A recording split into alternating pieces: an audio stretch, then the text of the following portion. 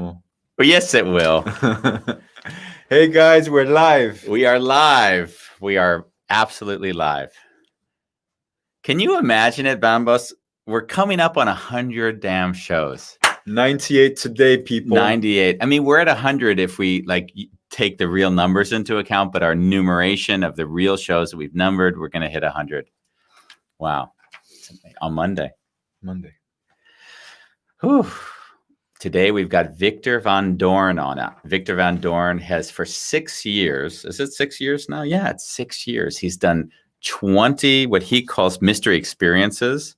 Other people call them escape rooms. He's built them throughout the Netherlands. We'll see if he's done them anywhere else. And we're going to talk to him about building escape rooms. And we're going to do that on a wonderful chaos.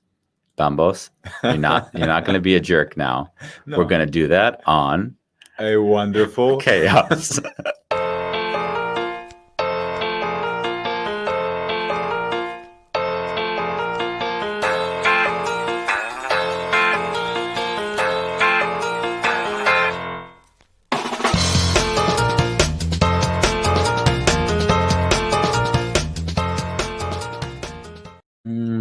Have you ever been to an escape room? No, I have not. I saw this horror movie about escape rooms, though, about 2 weeks ago or 2 months ago on Netflix. It was really good, but I have never been to one myself. I think I've been so fascinated with them that my imagination probably wouldn't live up to the experience, but we have to see. Like, I love the idea that you have to play a kind of a Sherlock Holmes in your mind to think counterintuitively around how to, either get through this experience, whatever that is. Because I think we're going to talk to Victor about it, but he called it, he said, we call them mystery experiences. And I'm assuming that an experience goes broader than escape room. Escape room is just, how do I get from one room to the next, where an experience would be, how do I solve this interesting mystery? And the contact I've had with Victor through the years, he's an individual who's he's always there, but he's not really there when I've interacted with him. So he's almost like he's physically present, but you feel like his mind is already in the next escape room or in the next experience, right? I don't know. You've had some experience with him through the years, no, or no? Do I know him? I thought so. You would have. I mean, Victor's sort of everywhere. So Victor, he's sort because he wasn't there. The eternal, he's for me, I've associated with the eternal entrepreneur. Like, every time I'm talking to him, it's a new idea. And then, one day it's like, hey, Andy, I've got this great idea. We got this laser and the laser is going to engrave everything. And then he had these shops throughout Amsterdam. Yeah. The next day he's like, Andy, I think it's a great idea. We can map how someone walks the whole day and then give them this on their phone. And then basically at the end of the day, they'll say, hey, you've walked exactly these lines, which still doesn't really exist as far as I know. I mean, you can map for an hour if you're running, but he had this idea that you would do that as this sort of, progressive thing. And, I don't know where that went, but he's just always having new ideas. So when he did the Sherlock, which is the name of his company now, I was just fascinated with how cool is it and how much fun does it have to be to design that? So I thought it'd be great to talk to him about that. His dad also, he does something with spiral dynamics, which is some kind of developmental thing, but I never got into that with him. So yeah, that was it. And it's fucking great. I see Bola Long on. He's been very much motivating me at the moment to be creating a new page called And It's Fucking Great on Facebook today, which was really fun. How are you? Good. Yeah? Yeah. Good. Are you better than yesterday? Because you weren't fully here emotionally yesterday until you showed up and said, hey. Yeah, I'm here. I actually through listening to our podcast. So today I listened to Gratitude. Is it Gratitude? Yeah, love that one. Gratitude and Elder's Wisdom. I just grab things which bring me out of the story, and then I just become the thing which watches the story happening. And I'm trying to feel, I'm not feeling it. And then I was wondering, am I disconnected? And then I went into another story and I stepped out of that one. Nice. And if you guys haven't seen the show from 2 days ago, I'm also doing this.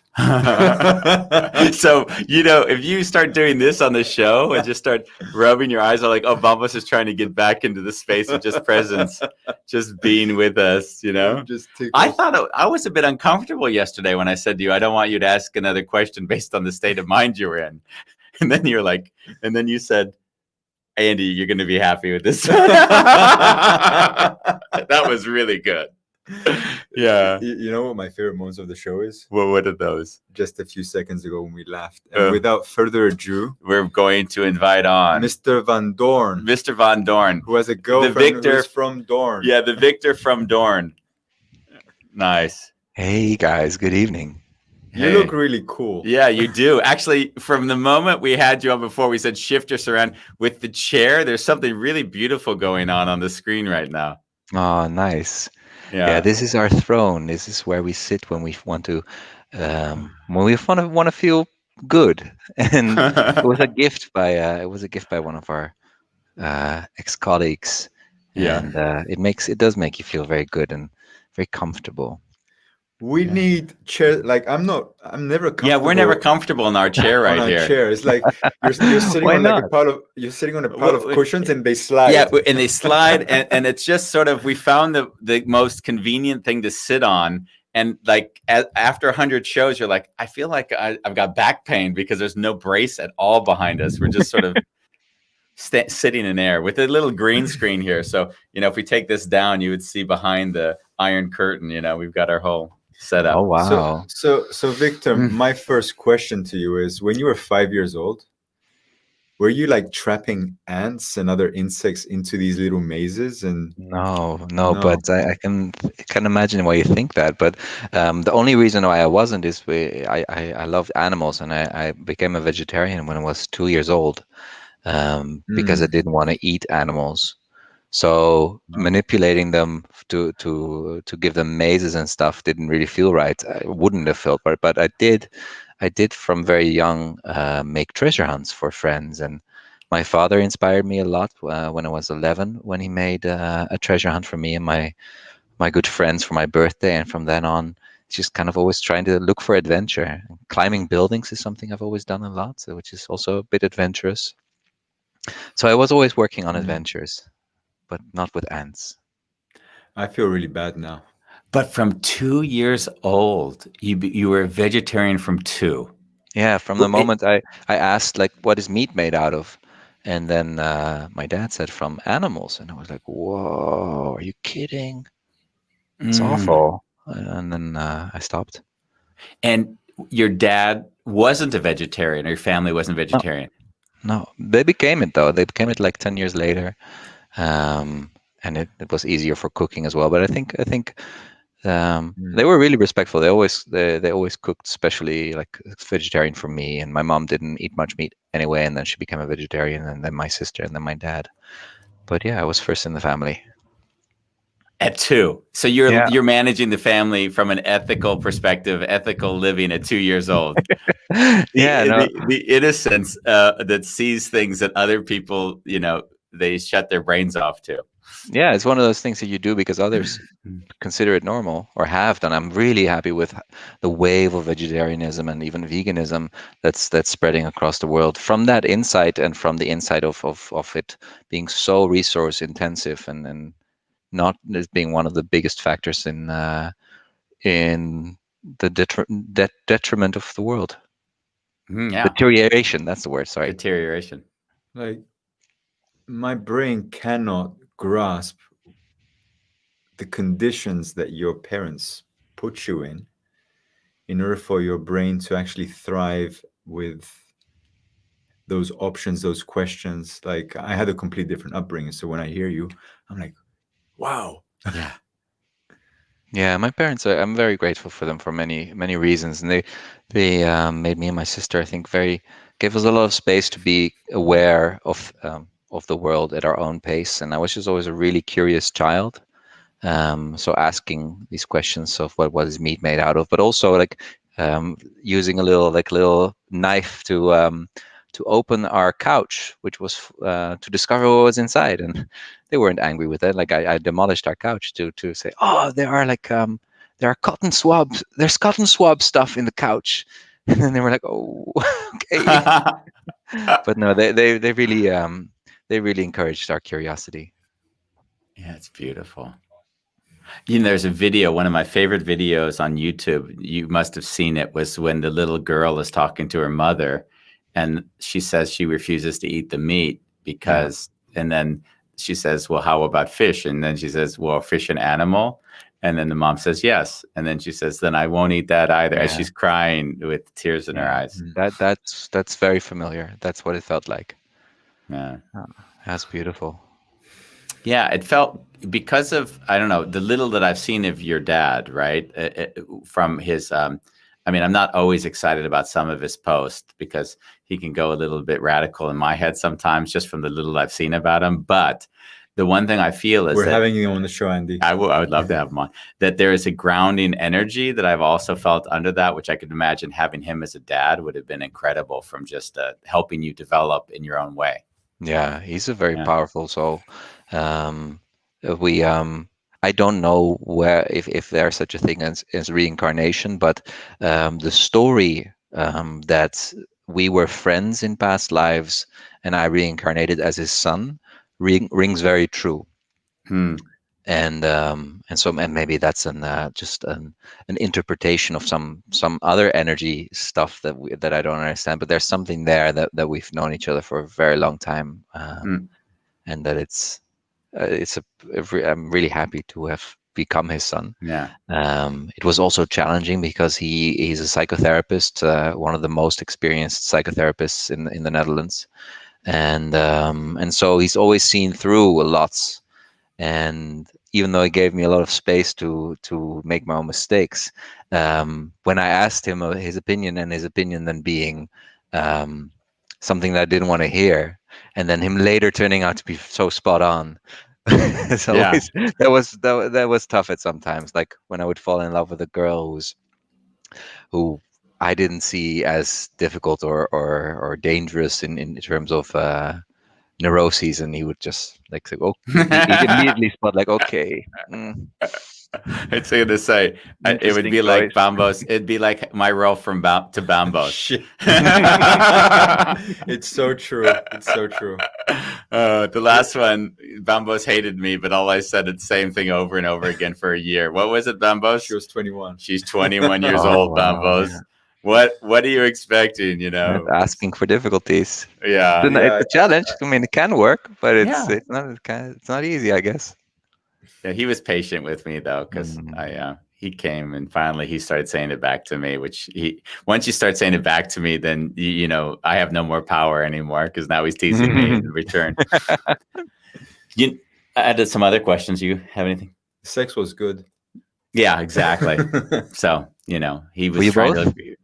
I don't think so. I was just in it all alone.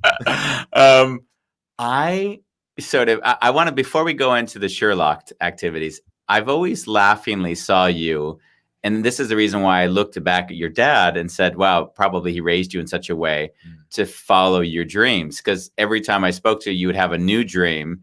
You'd live in that dream comfortably, and you'd sort of allow it to evolve. And I never sensed any fear or anxiety or tension. It's like, this is what I'm doing. And sometimes I almost felt you even emotionally shut down a little bit, like not even living in it. You know, it was almost like, no, this is what I'm doing at the moment. And then maybe this would happen or that would happen. I didn't see this full expression, which wasn't required.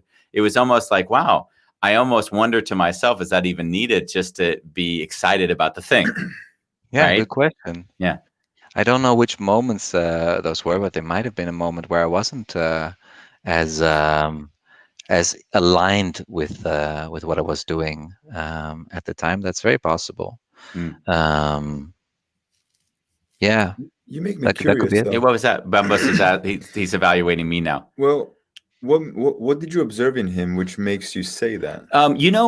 When someone talks about something, I'll often find them talking about it from their body and like embodying the thing they're talking about, or they'll talk about it as a conceptual understanding that's almost when they're talking, I have the feeling that they're trying to convince themselves as much as maybe you. And it wasn't so bad with Victor, by the way, just to make sure, because I always trusted that Victor had that there was something in it that felt like it was going to work. So that speaks to his nature. But there was always the question of, did it feel like he's embodying the thing that he was talking about? That was the feeling I had. Good When you question. hear the word embodied, does that resonate in any way? Yeah, for sure. You and you mentioned my first big dream project, which was the app called Replay My Day, which I Replay my dreamed up. day.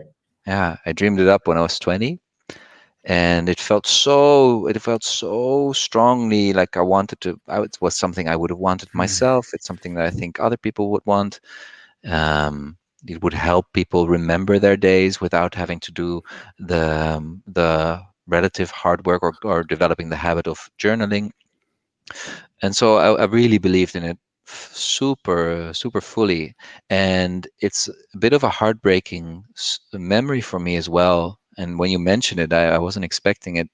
Um, it warms me, and it also made me tear up a little bit because that didn't fulfill its potential, and that's partly because of how inexperienced I was in selecting just the first team that I came across that could make apps, and also not putting in the work of preparing. Like, I would have loved for another project to have been my first app project, so I could kind of discern between good decisions and not so wise decisions in the field of software development, which was completely new to me. And my parents had saved up a good amount of money for me and my sister to study, or start a company. That was the choice. They always framed it like that. So it was our savings. They saved it up for us, and it would help support us through studies if we wanted that, and it would help support a company.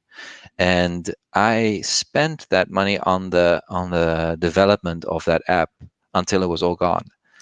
And that was painful for me because at some point I didn't have any funds anymore to fix bugs, to update the software for the next iOS. This was back in 2010.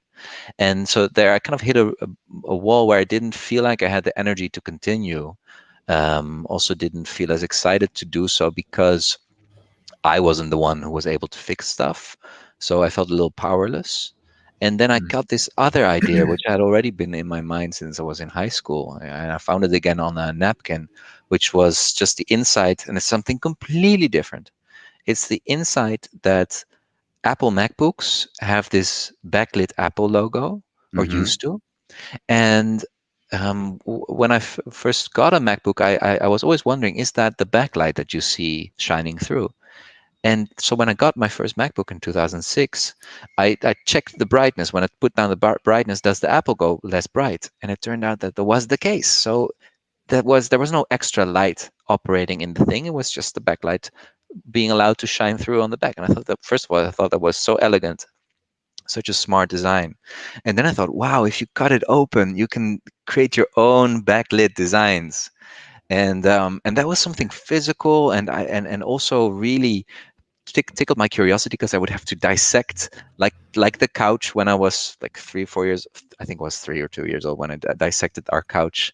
Um, so I could dissect a MacBook screen, which, like I said, even though I don't like toying with animals, I do like toying with gadgets and machines, which is kind of the same impulse, I guess, and following your curiosity. So there was something there that's so very empowering. I could take a MacBook screen, heat up the sides, use a vacuum suction cup to slowly put the layers, to get the layers detached from each other, and then discovering this big, beautiful light panel behind it, and then thinking, oh, what can I do with this? And so that distracted me at a time where I was very susceptible to distraction because my energy had stopped with Replay My Day after a rough time of not getting where I wanted to be. There was one moment of like on top of being on top of a hill with the app, where we changed the app from from paid to free for a day with like a special promotion. And then all of a sudden it shot to the #1 spot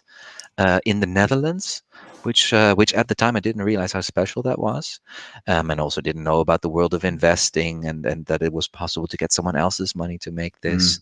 So I kind of missed. I always felt like I missed a chance there by giving up. But I do know why I gave up, is because my energy had stopped, and there was something that was giving me a lot more energy at the time, was this much smaller idea of customizing MacBooks. I'd love to touch this, by the way, because there's something you're saying that I find utterly fascinating and quite beautiful. And it's the idea that your parents gave you a certain amount of money for the education or for an endeavor. Yeah. And I, in my feeling, was that the best education you could have ever gotten would have been failing in that endeavor. Yeah. Like whatever you learned in that is going to have taught you so much more on so many levels than what you would have thought you would have gained by sitting in some classroom where someone who probably never did anything like achieving on their own because they went into education to teach others. Now you're learning from the actual act of failing. Yeah. They absolutely believed in that, and so they supported me in that. It was painful to fail and to give up. I actually never said the moment. I never said I'm stopping this project or I'm giving up. It just kind of happened, and then a few years later, I concluded that I had given up. Can we take a moment just to like reframe it just for this one show? Yeah, like sure. That was your greatest success so far. It was my greatest and success as an educational experience. Yeah. Without that experience, I guarantee you the Sherlock thing would never have been as successful and as well going as it is, without a doubt. Thank you. I believe the same. Yeah. I don't want you to believe it. I want you to say it is the same. And it's fucking great. It is. I'm sorry. I just want to take this moment. I just love you so much. I'm like, no, I want to like celebrate the hell out of this damn thing. Yeah. I am very happy with my life, and everything that's happened on the way is the reason for me being in a happy place. Yeah. I love it. We could segue to Sherlock. Do you have any questions before we go into the next sort of phase of his life? Where did you guys meet? Yeah. Go. Well, you might know better than I do.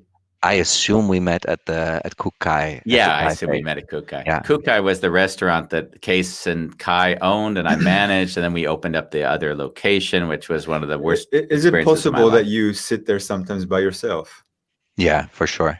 And is it possible that you sat once next to me and we talked? I'm a photographer. Yeah, I remember. So that's how we met. Yeah. So independent of Andy. Yeah. Now I remember you.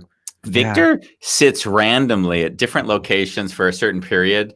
I don't know why he chooses when he used to sit across the street at the coffee shop for half a year, maybe, and then coffee company Berenstadt, and then you just didn't do that anymore. And then I think I've seen you at different locations at different times of your life. Yeah, I love to switch it up a little bit, also because sometimes you discover a new place, you love it so much that then that's the groove that your needle of the vinyl skips into. So you think of like, where shall I sit? Oh yeah, that place I associate with positive emotions. So, and that changes. What's constant is that I love this city so much. I mean, I've always returned to the city. I've lived for short bursts elsewhere, also enjoying that, but this Amsterdam is just so friendly, and it's just the right size, like just physically. It's the right mix between a cosmopolis. Yeah, cosmopolitan. Yeah. And a village. And I love how did you feel I loved it during COVID time. Yeah, it was so beautiful, huh? Oh, it was like Inception. It was Inception. It was freaky because I was experiencing the exact same locations completely differently. Yeah, I was observing things that I didn't even know existed just because the noise and the cacophony of people and activity drew you away from just observing what was actually there. Yeah. Yeah. As an experience maker, it was so beautiful to to witness just that it is exactly the same space, but with such a different context. It's a Mm. new experience entirely. Yeah. It's that beautiful quote from Proust. I think the secret of life is not traveling to new places, but seeing the same place with new eyes. Yeah. Yeah. And the red light district was like one of the greatest places to walk through I during haven't the been there during the time, but I can oh, imagine. You it missed was out. empty, Yeah, empty. So where you'd normally have the worst tourism and the worst overcrowding and all the things it yeah. was just like, wow, this is the oldest part of the city with no one in it. You know, I know that experience though. Yeah. It's not exclusive to COVID times because there's nothing happening there in the mornings. And I had that shop, the tattoo shop for objects which you mentioned. It Yeah. was there on the Zeedijk for a while. That's where it Okay. incubated. And so I went there on my bike on 9:30 or something, and then it was empty, completely deserted because it doesn't start until the evening. Yeah. So I'm curious then, how does the whole, I mean, you call them escape rooms at the start. I assumed it went into this new word you used, which mystery experiences. Like, how does that then come into your life? What is the moment you're like, this is what I'm going to do now? Well, I think it's the same reason as why I was at that particular coffee shop for a while, is because that was the reason for that was there was a beautiful girl working there that made my heart go faster. So, um, Across the street. yeah, that I think that was the reason there. I know that specifically. And the reason how I came across escape rooms, which is the is a good term for it, is in 2012. It was recommended to me by a friend who knew me well and that I was adventurous. But the catalyst was that I needed a thing for a date. So there was a girl there in London who got my heart beating faster, and then I invited her to do this new weird kind of thing where you're locked in a room and you have to solve a mystery. And the irony is that got more in love. I got more in love with that concept and was so excited by being in like a movie-like experience that I didn't pay much attention to her, and we became just friends, but nothing more. You know what I love is like, if you're in the room stuck with her, you're probably not trying to solve anything all that quick. No, you just want to stretch the experience, but I didn't. I really wanted to solve that. Yeah, no, it's something in my brain or something in my myself just aligned, because, like I said, I was always. Let me backtrack a little bit. I was always experiencing life as an opportunity for cinematic experiences more than the people around me that I noticed. And so when I was 11, we went to this beautiful island in France called Mont Saint Michel. It's a magical place where No, where the tide goes up to the island, and it makes it inaccessible during a high tide. Now they have a promenade that goes there, but classically for over 1,000 years, that island was only accessible with high tide, which is also the reason why the French never conquered it, because by the time that they were able to get there, then the tide would go down again and their boats would be trapped. Anyway, that place is very magical, and there's an abbey that goes up all the way to a statue of the Archangel Michael.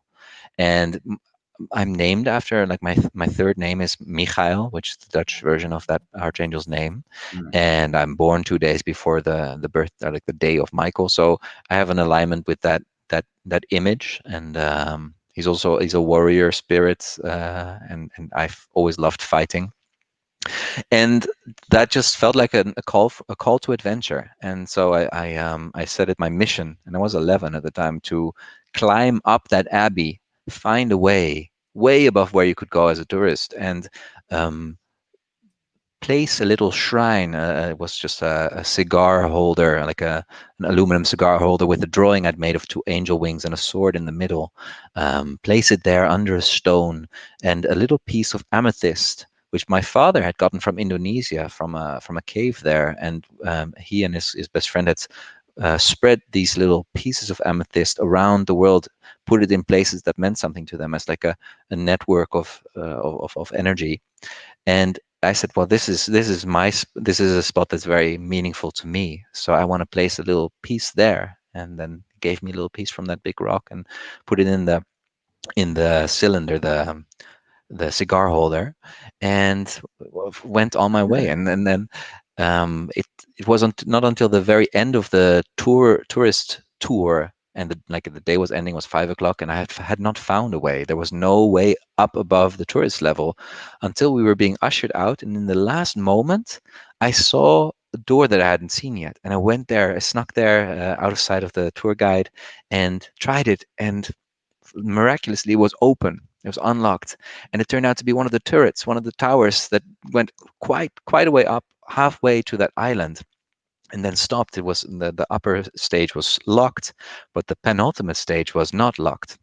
And so there I was able to climb out, climb over a wall, climb over a diagonal rooftop, then shimmy up like a space between two windows to get as high as I could. And at some point, I saw my father walking in the courtyard downstairs where there was a security guard, and he was looking for me because I disappeared and I didn't have the presence of mind to tell him. So he was worried, or at least looking for me. And then I gave a little family whistle, like, and he looked up and saw me, and then pretended not to see me for the guard, and just went like, signaling like, okay, you're playing dangerously. But then he was okay, and then he walked through the exit to wait for me there, giving me time and freedom to be dangerous and explore, because he knew what I was trying to accomplish. And then I climbed up a little further with a couple of interesting maneuvers that are hard to explain over audio. And then I couldn't climb any higher, and that's where I found a spot to place my little shrine, and covered it with a bigger rock, and went down the tower, the spiral staircase, and to find that the door I had opened in the beginning had been locked, and I was trapped in the dark. It was so scary, and also the sun had started to set, so it was like, I'm gonna have to spend the night here. I have no idea how I'm gonna survive this. Like, in the child mind, you make it much more dramatic than it maybe needs to be. But I didn't. Well, it was 1997. I didn't have a cell phone or anything, and I did have the first digital camera I'd ever seen, and that was what I'd saved up for a whole year. But it was empty. There was no battery in it. But I had just heard from my dad or someone that energy, like that heat is energy, and I had these pen light batteries for the digital camera, and so I thought, what if I heat them up? And so I started rolling them between my fingers, between my hands, really thinking like, concentrate, heat is energy, heat is energy. And then quickly putting them back in the thing, and then it booted up. It had some energy to boot up again. And I quickly took a picture of the lock of that door, and saw in the 3 seconds that the camera was alive, how the lock worked. And it was one of those old mechanisms where you have a pin, like a fat pin, that goes into like the holder, and the holder was naked. So I could, if I kind of just squeeze my hands in between there just the right way, push it back. And so I did. It opened, and then it was back in the church hall, able to walk out. And that's my first kind of larger than life escape room-esque adventure that I had. And so when I can feel my heart racing being in that situation. I don't even need to have done it. yeah, You know what I like? The word you used was a cinematic life experience. yeah, I've never really thought about it like that, but really those are cinematic experiences. They're yeah, like, you almost say, I hear the music that they'd be playing if this were a movie right now. yeah. Yeah. And so and I've always been looking for them, because I saw the opportunity, and I knew how I felt that day. And I loved movies like Aladdin, and where like he lived on top of a rooftop, very free they felt like an ideal life. And so then I started climbing roofs to feel that freedom as well. And so I'd always been kind of I was never willing to accept that life was just the possibilities that everyone else sees. I always knew that there were so many, if you just look beyond There's so many dimensions you can access without having to like portal travel or something. There's just so much paradigm breaking that you can do harmlessly and with a lot of fun, by thinking in possibilities where other people Hmm. don't. Yeah, but it And sounds like you're by nature, it's always like when your nature meets the path that is exactly made for you. yeah, It sounds like in exactly. some ways, like the escape room or the mystery experiences were always something that were almost a predisposition. Because Yeah, I've often found like I also would love to create treasure hunts and these sort of things. That's my nature. And I'm thinking, yeah, if I could create an escape room, I can just see myself get so excited at that idea. yeah. Like, how fun is that? Yeah, and that's where the story goes full circle, in the sense that when I played the first escape room I played, which was very early, very basic, but just this principle, having a designed adventure and a constructed cinematic reality in a physical space, not in a digital space, it hit home, and I've been on that path ever since. Wow. I've got specific questions about the rooms and things. I don't know if there's anything you had because there was a lot of meat in what you were talking about just now. Go for it. So you've designed 20 of these experiences so far, or more than 20, I assume. Our team has. So I've been Oh involved no, Victor, in take more. all the credit for it. All the No, credit. that's not right. But we have, yeah, we have around that number of experiences that we made, big and small. Okay, and when you look at those experiences over time, like what would you say the biggest lesson that came out of designing those? Yeah, well, it's a very clear one.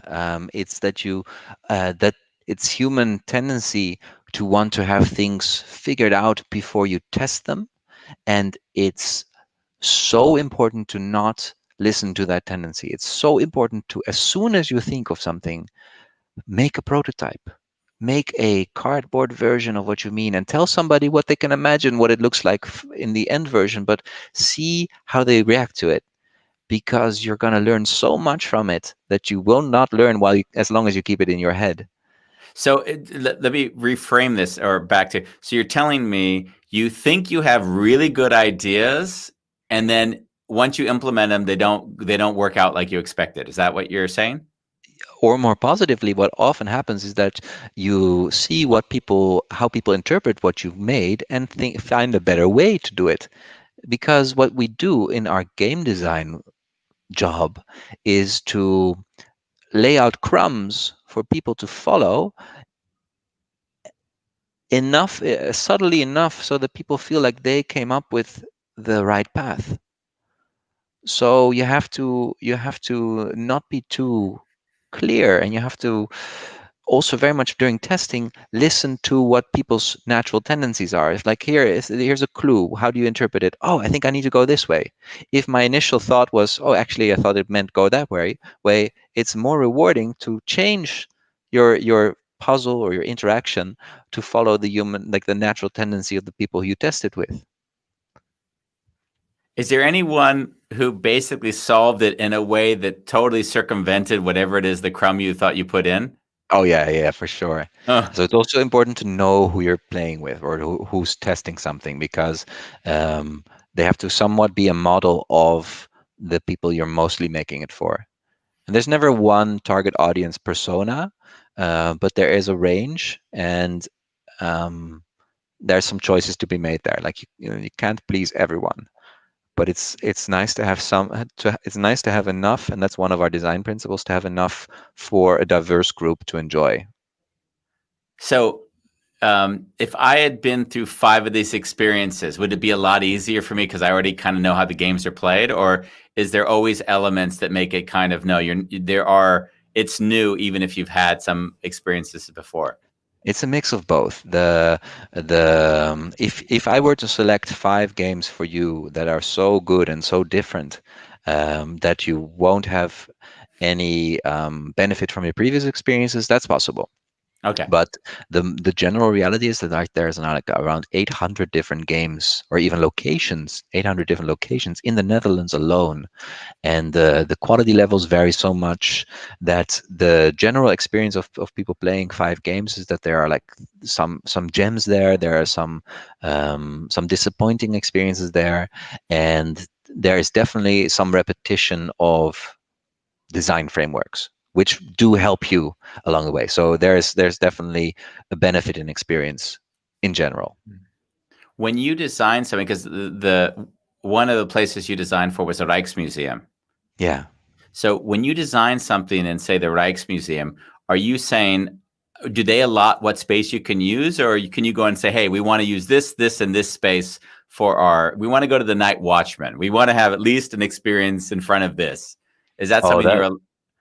yeah, that was a collaboration, like a real collaboration. So um, we first had to align in principles. They had to not just respect but also like our tendencies to push the limit, and we had to not only respect the limits of the museum, we also had to like working with those, like Mhm. they did. Like they had a very nice relationship between safety of the museum and the artwork first, um, game second.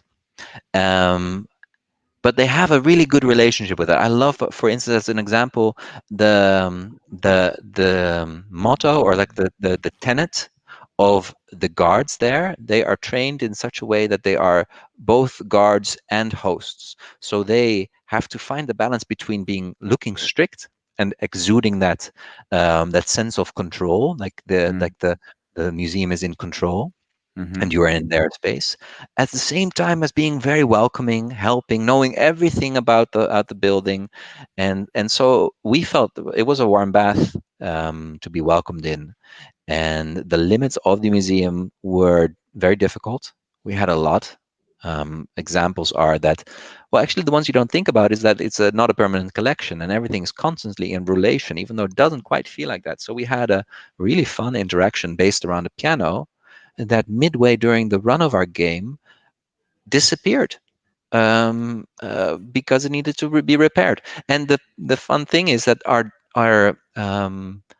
game, our interaction, had been designed about a flaw in the piano. So when it came back after 2 weeks, the game didn't work anymore because it was now Okay. perfect, and our puzzle was gone. And Uh, yeah, that was tricky. And there's hundreds of those kinds of examples, apart from, of course, fire safety and painting safety and not but I being mean, able. could you have gone to, for instance, the Night Watchman, and would that have been okay in your game?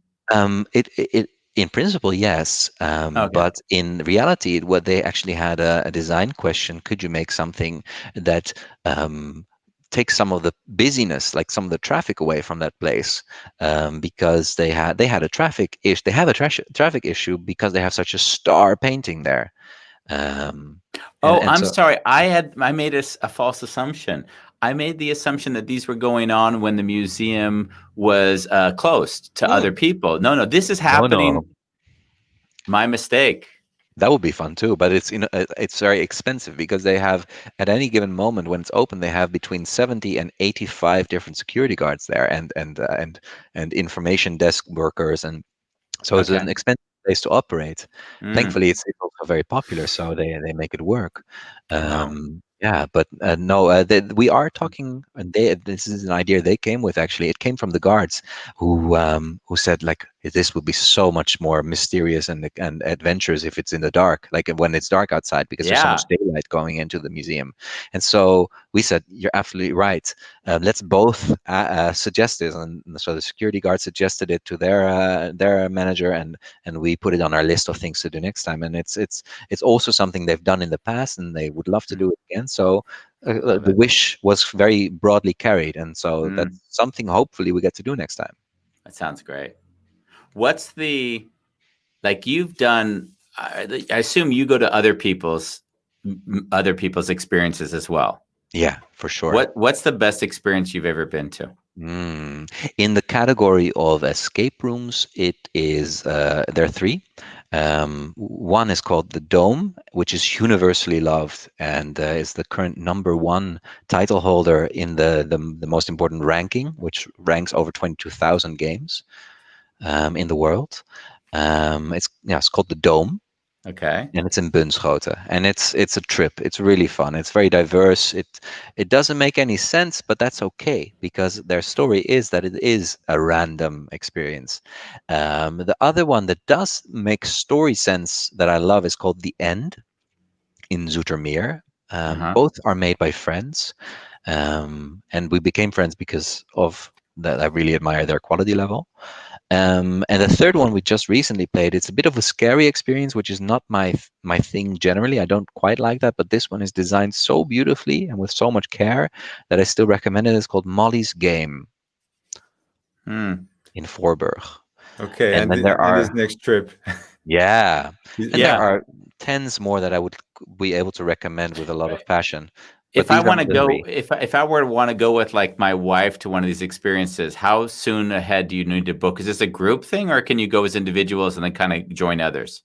No, in America you could join others, but in Europe we have the more private booking system, and also Okay. now with COVID, the public booking system has also gone out the door.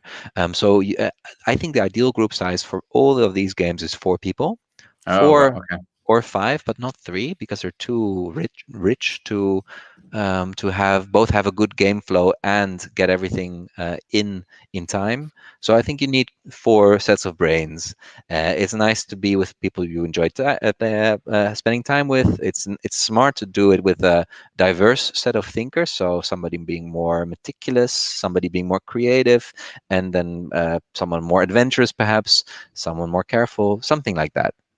How many times does it not get solved? The people just can't figure it out. Yeah. So you mean in within the allotted time? Like, how many people aren't smart enough? Let's get clear. No, like, how many times would someone go into an experience where they don't just figure it out? Yeah, every room differs in that, and there's actually statistics on this. On there's one website called Escape Talk, which enthusiasts, which there is a big community of enthusiasts, they leave reviews there, and they also say whether they made it out in time. So in general, in escape rooms, there's this binary of did you make it out in time or not. And I'm not a fan of that. And there's some games that actually adjust difficulty levels so that you always make it out. And so then for them, that statistic is moot. But in general, most games have that binary, and then it differs between like our most difficult game here in Amsterdam called The Vault, which is a very realistic, very complex, and very I love it. It's very beautiful heist experience. We have a low success rate, like at around 20% at the moment, which is higher than it was. It was around 10. And the reason why that's okay and why people love it anyway, even though 9 out of 10 uh, or 8 in this day and age, 8 out of 10 teams don't make it till the end, is because we have an epic fail scene. So if you don't make it, there's still a really energetic ending where you feel great about failing, Sounds which like is great important. entrepreneurship Yeah, game. exactly. Yeah, the team returns. Has your father played any of your games? Yeah, he's played our first, and I walked him through our second because he was mostly just enjoying the ingenuity of things, and he's not a he didn't particularly enjoy solving things, so it was more about showing what we'd come up with, and also involve him a lot in our design process. Like for instance, right now we're looking at a way to create a physical puzzle around this beautiful magical shape of a pentagon dodecahedron, and he came up with it. Like he said, like, hey, they exist of 12 different pentagons, and could you regard them as puzzle pieces and then click them together? And I thought, oh well, we could do that magnetically, and then actually found a toy that did that, and spray painted it gold, and I showed him a little video, and then he's quite an emotion. He's an aesthetic. A lover of aesthetics, so I sent him that video of it, and he said, "I've got goosebumps, and I need to recover from how beautiful this manifested because just a few Mm, days ago he gave that idea." Anyway, which makes that he can't really play the games because he already knows them. yeah. Mm. Wow.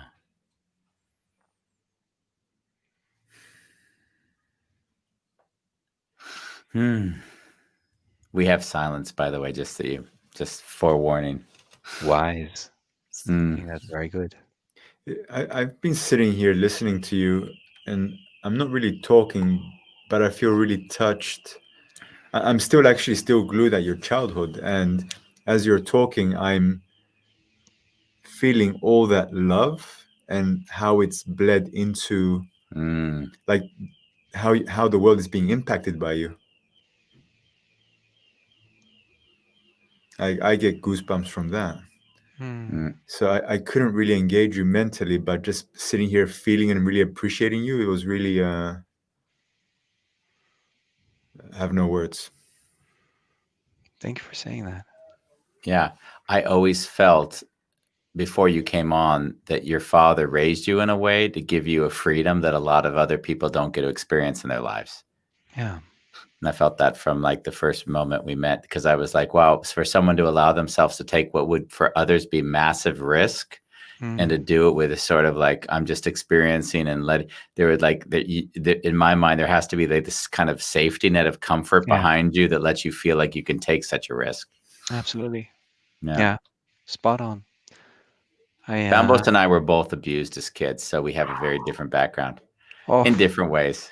And that's why it's a wonderful chaos. yeah. Yeah. Wow, my respects to your journey and Mm. being such loving people. Yeah. And like almost I don't know you very well, but it's obvious that you radiate a lot of love. So I'm happy for you Mm. Mm.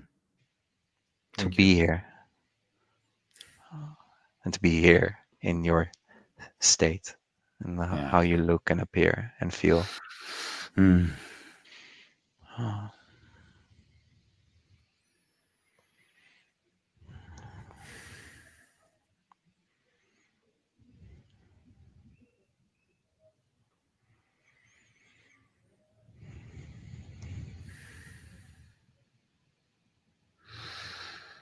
Hmm.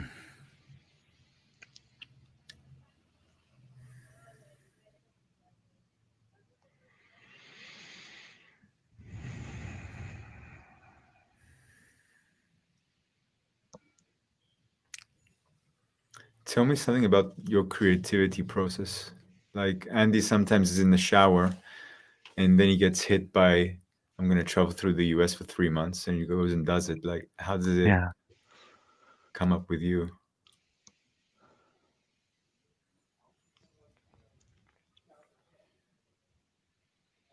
I think the shower is an example of a place or situation in the category of things when your mind is free, when you're not focusing or occupied. And the other thing, like it's also when you're cycling, but less so because you are engaged with safety, and same goes for driving. Um, it goes for sports. Like I love spinning. I love spinning because it's simple. You don't have to think very much, and that frees up. It frees up bandwidth, and at the same time, it gives you the positive feeling, like the endorphin rush, which is necessary to give your idea wings, or the necessary feeling of propulsion, which is also optimism. So I think one of my superpowers is my optimism, and I think it in part comes um, from what you just described as that feeling of safety, from where to take risks, which creates a different relationship with risks. You're absolutely right Mm. about that, and it's something that holds a lot of people back.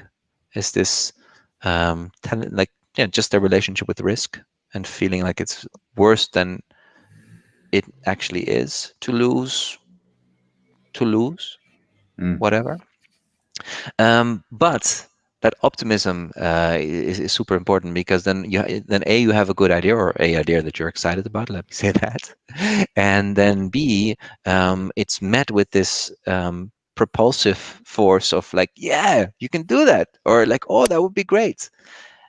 So that's my process a lot. Is like I see something or think about something that would be beautiful, and then I somewhat see it in front of me, often, almost never entirely, but I do envision it like visually, and then either I draw it down or I ask a more talented drawing a friend or a colleague. We have this really cool. We have two wonderful illustrators in our team, and sometimes I ask them, "Can you help me visualize something that that came to me in a shower moment?" And yeah, I'm also learning how to do that the best way. And we're currently in a project that needs that a lot, because it's our third flagship experience, also in the Beurs van Berlage here in Amsterdam, and it's called. Oh, actually, we haven't shared the name yet, but it's a magical experience. It's our first foray into the supernatural realm, and it's about a magician, or it's about a sorcerer is the better word, she has done a really dangerous but very powerful experiment, a ritual that hasn't ever successfully been completed, and she as well hasn't completed it successfully, and so you are called upon to help finish it. And the story is such like a magical story of sorcery, gives an alibi for a lot of cool interactions, where you have to create stuff that people see is real, but they don't know how it works. And so it's a canvas for a lot of cool stuff. And that's the phase we're currently in, where all the cool ideas from the past 6 years that I've written down on a napkin, that my colleagues have written down on the napkin, and we all put in our candy box over the years, and now we categorize them and saying, okay, this fits in this story, this fits in this story, this is amazing, can we try fit? Oh no, it doesn't fit. Okay, we park it again. And so that's part of our creative process, is to, whenever we have good ideas, or ideas we're excited about, let me say that, we don't have a vehicle right away, we put it in a parking spot. We call it the candy box, the snoeptrommel. And that also is that feeling of safety, or a safety net, just the faith that all good ideas, all ideas will be caught, and they will be given a resting or parking spot for the moment where the time comes that they can be used, or can be worked out. And I'm both excited and scared that we are now in a time where a lot of them are being called from their bench to play in the field. And the scary part, of course, is now we discover if they work together, or if some of them have to go back on the bench because they're not part of this team but the next. What was it called again? I'm just kidding. That in my book writing, I always call that killing my babies. Yeah. Like so I'm not much of a killer. That's I know you're not. And it's one of my problems. And my father is more of a sword fighter, in the sense that he can cut the cord, or he's more clear with things. I'm more of like, oh, let's keep all the ideas, and then kind of not going for, he's not focusing enough. So I know that's one of my issues in my creative issues, but also in personal life, like trying to keep too many balls, too many plates spinning, and not killing my darlings, or not saying stop enough. To myself mostly. But a good way to work around that is to not say I'm not killing the ideas. I'm reserving them for another adventure. I kind of I've resolved myself to that as well. I had on the last book, it was 150,000 words written, and then it was cut to 70,000. So basically, it's half of what was written is actually in the book. So and there were some in there I really liked, which were just painful not to. The last one. Yeah. I was really, I mean, in fact, one I'm like, I'm usually very surrendering to some. If the editor says that one's got to go, but there's just one I'm like, no. Joanne? I should have. No. It was the one, basically what started, how my whole journey started, was basically really consoling someone when I was very young, not even knowing what I was doing. And then that stayed with them their whole lives. And they sent me a letter that said, hey, what you did for me at that time has always stayed with me. And the trip I took, I realized that actually that was the inception, just like you kind of in your kind of fishing your way out of the castle. That was my kind of inception story. And I didn't bring that back into the book. And I thought, I wish I had. Yeah. Yeah. Well, And- for the next one. Yeah. The next one. Wonderful chaos. And we like it that way. No, the next So do one. I. No, that's the song. Bambos always uses the wrong lyrics. So I'm always feeling like I have to remind, because this is created into a podcast. We're doing the live version, but we have a wonderful man named Cass Midgley. And Cass basically had his own podcast that went very well for some years. And we enlisted him to take and edit our audio that we do into its own podcast. And he created some song. I'd call it a real number. And it's a very funny song to start and end all of our shows. It's really beautiful. If you just go to Spotify, just the beginning, you hear it. Yeah, there's 20 shows on that we've already edited down, and you'd hear it at the beginning and end of those shows. Cool. Very cool and wonderful that you have someone editing the raw footage and into a more concise form. Yeah. Cass is somebody, I was on his show when I did my book tour in the US, and because he did such a good show with my content, because I was on his show at that time, I said we just stayed friends, because I felt anyone that puts that much love into whatever they do, then I just stay in contact with them, because I just know there's something there I don't want to miss in my life. And then slowly but surely things change and they evolve, and he ends his show, and then we start a show, and I'm like, hey Cass, how about we do this together? And he just jumped on it. So he's fantastic. He's a sweetheart, living in Tennessee, which really? Isn't as a very liberal minded person in the middle of a very conservative place. It's he wasn't born in the right place for his sentimental nature. But he stayed there. Yeah. It's, it's a lot of times when you're born there, your infrastructure is there. Everything kids are going to school and all that kind of thing. You are where you are. It's that's true. It's also when I meet someone now who's moved, like become an expat in Amsterdam after their 30th or after their 20 something, whatever, to try and connect them to all the benefits of knowing your way around the city as much as possible, because like I said, I love Amsterdam, but that is also part because I know her beauty and her gems, and I think knowing them will convert an expat into an Amsterdammer. Yeah, for sure. And one thing, if you haven't been on top of the City Theater yet, it's well worth a sneak. The movie theater, the movie theater that they made, they renovated. Oh, City. Yes, I have climbed it.